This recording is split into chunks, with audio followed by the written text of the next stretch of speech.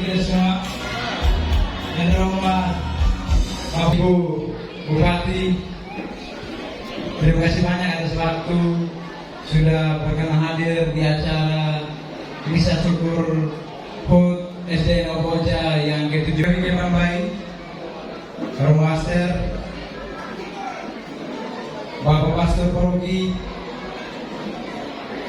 para mantan kepala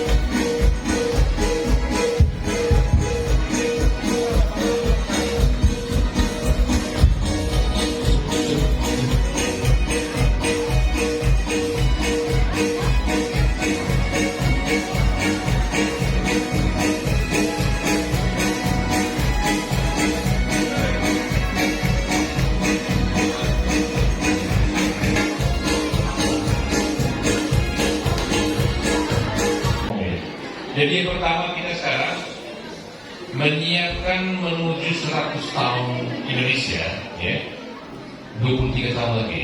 Jadi 2045 negara kita tepat berusia 100 tahun.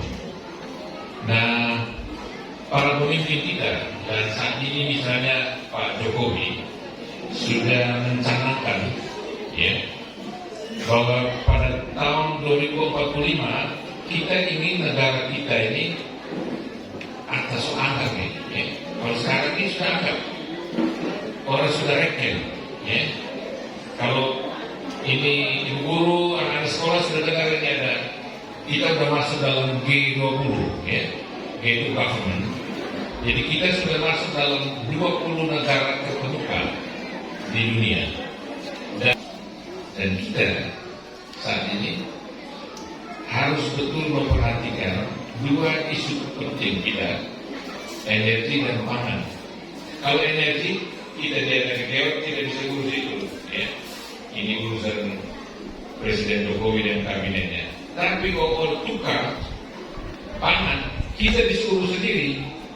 Kita harus bisa tanam, bisa pastikan bahwa menghadapi bulan, tahun-tahun yang akan datang ini, kita pastikan kita bisa menyediakan pangan bagi warga kita. Yang lebih kita bisa bagi kepada kabupaten lain di wilayah NTT, bahkan di Indonesia.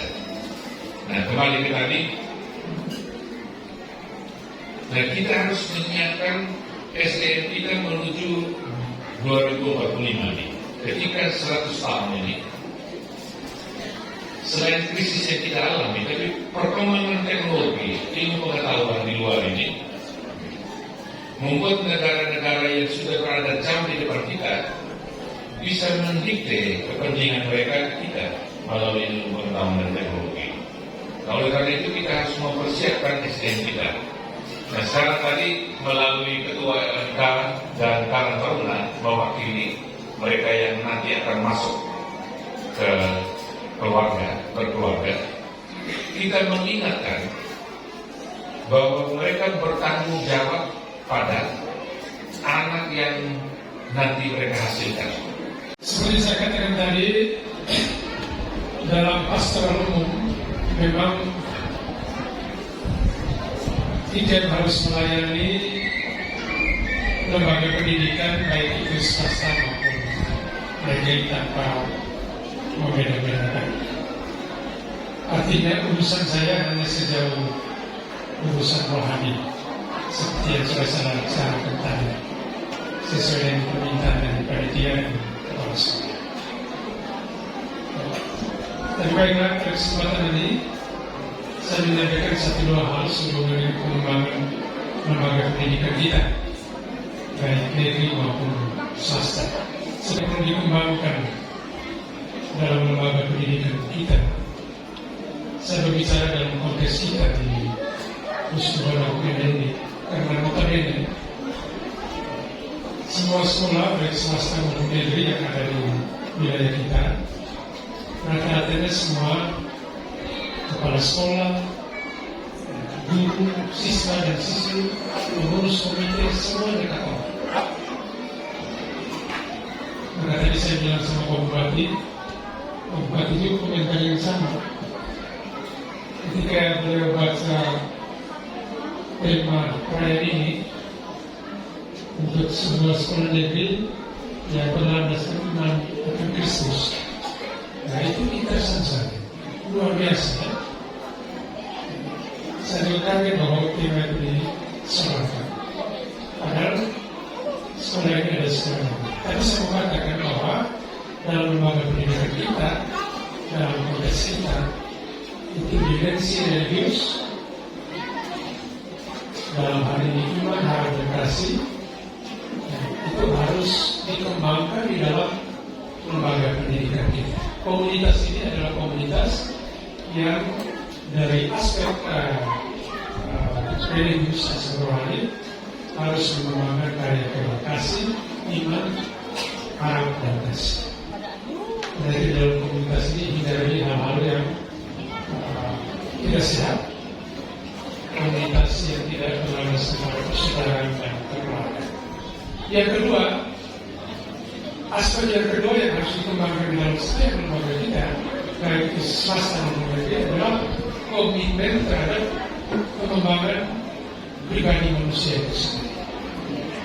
Artinya, meskipun kita yang di sekolah negeri, tetapi orang-orang di dalamnya adalah orang-orang Katolik, maka nilai-nilai Katolik itu harus dihayati di dalam lembaga pendidikan kita, sekalipun dia itu adalah sekolah. Nilai-nilai Kristiani itu ada macam-macam. Ada nilai kejujuran, nilai pengorbanan, tanggung jawab, kasih. Itu nilai-nilai Kristiani yang harus dikembangkan di dalam lembaga pendidikan kita. Karena itu, Bapak Ibu, saudara-saudara sekalian, khususnya komunitas yang berbeda, kiranya dua hal ini, ya, dimensi religius, rohani, dan juga perhatian atau fokus pada pengembangan pribadi manusia itu harus menjadi fokus perhatian kita ke dalam lembaga.